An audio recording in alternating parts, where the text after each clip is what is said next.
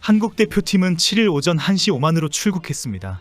한국은 10일 오후 11시 술탄카보스 종합운동장에서 오만과 2026 국제축구연맹 북중미 월드컵 아시아 지역 3차 예선 B조 2차전 맞대결을 치릅니다. 오만까지는 직항이 없기 때문에 카타르 도하에서 경유를 해야 합니다. 대표팀은 오늘 오후 15시간에 장거리 비행으로 오만 무스카트 국제공항을 통해 오만에 입성했습니다. 경유지 카타르 도하에서 수화물 문제로 비행편이 연착되면서 공항에서 시간을 보내며 기다리기도 했습니다. 홍명보는 현지 한인의 교포로부터 꽃다발을 받았고 뜨거운 환영 박수를 받았습니다. 현재 대표팀 선수들은 장거리 비행의 현지 적응으로 상당히 어려운 상황입니다. 팔레스타인전에서 몸놀림이 무거웠던 유럽파 선수들의 컨디션 관리에 비상이 걸린 상태입니다. 여기에 홍명보는 감독으로서 중동 국가팀을 상대해본 적이 한 번도 없습니다. 경험이 전혀 없는 홍명보가 또 황당한 U자형 전술을 고집하면 최악의 상황이 올 수 있습니다.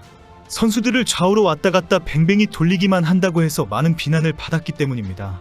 팔레스타인전 이후 축구 매체들과 전문가들이 이럴 줄 알았다라며 많은 비난을 받은 홍명보 전술입니다.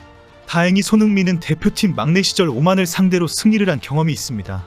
홍명보가 손흥민의 경험을 잘 새겨들어야 하는 상황입니다. 10년 만에 대표팀 사령탑을 맡은 홍명보는 중동 원정 경험이 없습니다. 2014 브라질 월드컵 본선을 앞두고 지휘봉을 잡았던 당시 19경기를 치렀는데 한 번도 중동팀과 맞붙지 않았습니다. K리그 울산현대 감독을 맡았던 시기에도 3번의 AFC 챔피언스리그에 나섰지만 중동팀과 대결은 없었습니다. 이번 팔레스타인전 경기가 홍명보의 A매치 첫 중동전이었습니다. 첫 중동전을 충격적인 무승부로 마무리한 홍명보입니다. 충격이 채 가시기도 전에 중동 원정을 떠난 홍명보의 두 번째 상대인 오만은 팔레스타인보다 훨씬 까다로운 상대입니다. 장거리 비행의 현지 기온과 응원 등이 최악의 상황에서 홍명보가 두 번째 중동전을 치르게 되었습니다. 한국은 홍명보의 명예회복을 위해 실험 대상이 될 여유가 전혀 없고 이유도 없습니다. 홍명보는 다시 대승을 하겠다고 큰 소리를 쳤지만 10일 오만원정 경기는 결코 쉽지 않습니다. 한국은 피파 랭킹 76위인 오만과의 상대 전적이 4승 1패로 앞서기는 합니다. 하지만 유일한 패배가 오만 원정이었다는 사실이 중요합니다. 팔레스타인전 이후 국내에서는 홍명보의 전술의 밑바닥을 보았다는 지적이 쏟아지고 있습니다. 만약에 오만 원정 경기에서 다시 황당한 결과를 가지고 온다면 월드컵 본선 진출을 향한 도전의 적신호가 켜지게 됩니다.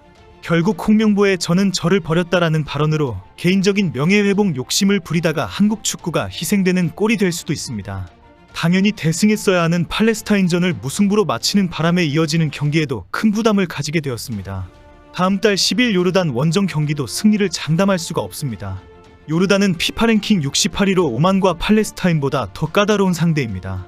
요르단은 지난 6일 경기에서 쿠웨이트와 1대1로 비겼기 때문에 한국을 반드시 이기겠다고 벼르고 있습니다. 한국은 올해 초 아시안컵에서 요르단과 조별리그 무승부에 이어 준결승에서 0대2 패배한 악몽이 있습니다.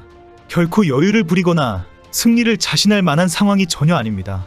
이어 5일 후 10월 15일에 열리는 이라크와의 홈경기도 큰 부담입니다. 이라크는 지난 6일 이미 오만을 1대0으로 이겼습니다. 피파 랭킹 55위의 이라크는 항상 한국에게 까다로운 상대였습니다. 대진표가 발표되었을 때 호주와 카타르, 우즈베키스탄을 피하며 수월한 조 편성이라는 평가가 팔레스타인전 무승부 경기 때문에 큰 난관에 봉착한 상황입니다. 현재 또 다른 문제는 현재 대표팀이 심리적인 부담을 가지고 있다는 것입니다. 지난 5일 팔레스타인전에서 축구팬들의 야유와 김민재의 돌출 행동으로 팀 내 분위기가 뒤숭숭한 상황입니다. 김민재의 행동에 대해 손흥민이 직접적으로 팬들과 맞서면 안 된다, 있을 수 없는 일이다라고 지적했습니다. 이어 황인범도 야유는 우리의 경기력과 승패에 아무 관련이 없다, 선수는 야유에 신경 쓰지 않는다라며 김민재를 겨냥하는 듯한 발언을 했습니다. 오늘 김민재는 손흥민의 경례 인사에 응하지 않고 뻣뻣하게 서 있는 모습이 화제가 되었습니다. 붉은 악마들과 대치하는 모습을 보여주면서 김민재 사태가 길게 가고 있습니다. 붉은 악마는 성명을 통해 지기를 원하는 응원은 없다라며 김민재가 오해하고 있는 것 같다는 해명으로 유감을 밝혔습니다. 의외로 부드러운 성명서라고 인정받고 있지만 앞으로 김민재의 반박 여부에 따라서 더 강한 성명이 발표될 것이라는 주장도 나오고 있습니다. 이미 김민재는 대표팀에서 여러 차례 돌발 발언과 해명, 충돌과 사과의 모습을 보여주었습니다. 결코 이번 김민재의 반발이 일회성에 그치는 것이 아니라 앞으로도 계속 반복될 가능성이 높다는 것입니다. 대표팀의 성적과 경기력이 어떻게 되느냐에 따라서 김민재의 반응이 실시간으로 화제가 될 것이기 때문입니다. 홍명보는 대표팀의 기강은 내가 잘 잡는다고 자랑하면서 감독 선임 이유를 강조했습니다. 스스로 이게 팀이야라며 라커룸에서 걷어차고 고함친 것을 자랑하는 상황이 된 것입니다. 국민들이 탁구 게이트를 우려한다는 것을 잘 알고 있는 축구협회와 이임생이사, 홍명보가 모두 카리스마 있는 감독이라는 것을 내세웠습니다. 김민재 사태가 대표팀 내의 불화로 이어진다면 홍명보가 어떻게 나올 것인지 궁금해지는 상황입니다. 특히 가장 큰 문제는 팔레스타인전에서 홍명보의 전술의 문제점을 상대팀들에게 완전히 노출시켰다는 것입니다. 수비 간격 관리에 실패해 수비수들의 위치 선정에 문제가 있다는 것을 여지없이 보여주었습니다.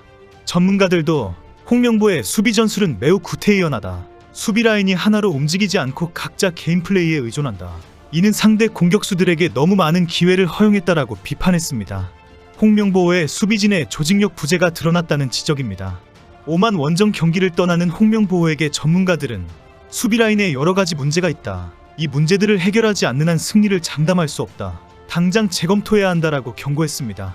특히 공격에서 있어서 중앙 돌파는 거의 하지 않고 좌우로 왔다 갔다 하는 U자형 전술은 많은 비난을 받고 있습니다. 지난 팔레스타인전에서도 중앙 공격은 8%에 그쳤고 좌우 공격에 치우쳤습니다. 이로 인해 공격수들의 체력이 급격하게 떨어지면서 제대로 된 패스와 슈팅이 이루어지지 않았다고 지적합니다. 실제 경기 내내 한국팀의 미드필더들은 짧은 패스와 긴 패스 모두에서 실수를 범했습니다.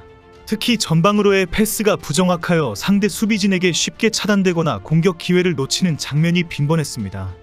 전문가들이 구체적으로 지적한 전술적 실수와 문제점들은 수십 가지가 될 정도입니다.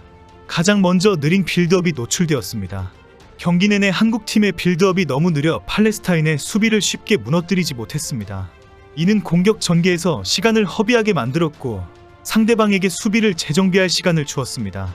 정우영과 박용우가 중앙 미드필더로 기용되었지만 그들의 역할이 공격과 수비 간의 연결고리 역할을 제대로 하지 못하며 공격의 흐름이 끊기는 모습을 보였습니다. 한국 미드필더들이 중원에서의 주도권을 잃고 팔레스타인에게 공간을 허용하며 중원을 지배하지 못했습니다. 전방 압박의 실패도 완전히 실패했습니다. 팔레스타인의 빌드업을 방해하려는 전방 압박이 제대로 작동하지 않았습니다. 한국팀의 압박이 비효율적으로 운영되어 상대방이 쉽게 공을 처리할 수 있었습니다. 측면에서의 공격이 대부분 비슷한 패턴으로 반복되며 상대의 수비벽을 허물지 못했습니다. 이로 인해 공격 루트의 다양성이 부족하다는 비판이 제기되었습니다. 영상 스크립트를 작성하느라고 팔레스타인전 경기 이후 전문가들의 비판을 정리하는 시간이 꽤 길었습니다. 정리하다 보니 축구협회와 홍명보에게 더 화가 납니다.